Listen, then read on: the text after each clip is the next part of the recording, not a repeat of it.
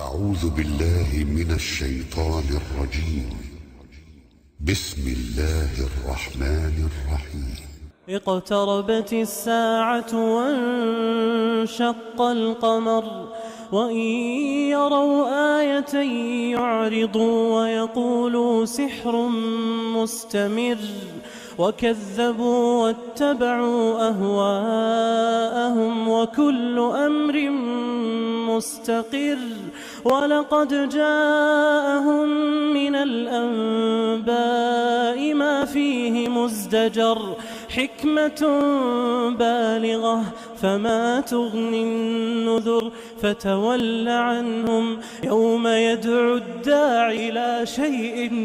نكر خش عن أبصارهم يخرجون من الأجداث كأنهم جراد يخرجون من الأجداث كأنهم جراد يخرجون من الأجداث كأنهم جراد منتشر مهطعين إلى الداع يقول الكافرون هذا يوم عسر كذبت قبلهم قوم نوح فكذبوا عبدنا وقالوا مجنون وازدجر فدعا ربه أني مغلوب فانتصر ففتحنا أبواب السماء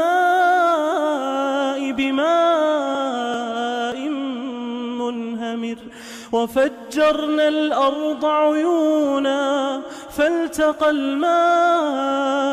على أمر قد قدر وحملناه على ذات ألواح ودسر تجري بأعيننا جزاء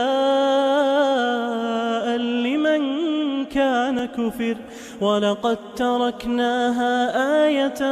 فهل من مدكر فكيف كان عذابي ونذر ولقد يسرنا القرآن للذكر فهل من مدكر كذبت عاد فكيف كان عذابي ونذر إنا أرسلنا عليهم ريحا صرصرا في يوم نحس مستمر تنزع الناس كأنهم أعجاز نخل منقعر فكيف كان عذابي ونذر ولقد يسرنا القرآن للذكر فهل من مدكر كذبت ثمود بالنذر فقالوا أبشرا منا واحدا نتبعه إنا إذا لفي ضلال وسعر ألقي الذكر عليه من بيننا بل هو كذاب أشر سيعلمون غدا من الكذاب الأشر إنا مرسل الناقة فتنة لهم فارتقبهم واصطبر ونبئهم أن الماء قسمة بينهم كل شرب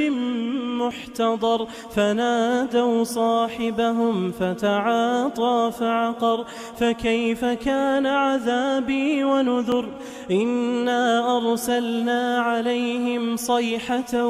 واحدة فكانوا كهشيم المحتضر ولقد يسرنا القرآن للذكر فهل من مدكر كذبت قوم لوط بالنذر إنا أرسلنا عليهم حاصبا إلا آل لوط نجيناهم بسحر نعمة من عندنا كذلك نجزي من شكر ولقد أنذرهم بطشتنا فتماروا بالنذر ولقد راودوه عن ضيفه فطمسنا طمسنا أعينهم فذوقوا عذابي ونذر ولقد صبحهم بكرة عذاب مستقر فذوقوا عذابي ونذر ولقد يسرنا القرآن للذكر فهل من مدكر ولقد جاء آل فرعون النذر كذبوا بآياتنا كلها فأخذناهم أخذ عزيز مقتدر أكفاركم خير من أولئكم أم لكم براءة في الزبر أم يقولون نحن جميع منتصر سيهزم الجمع ويولون الدبر بل الساعة موعدهم والساعة أدهى وأمر إن المجرمين في ضلال وسعر يوم يسحبون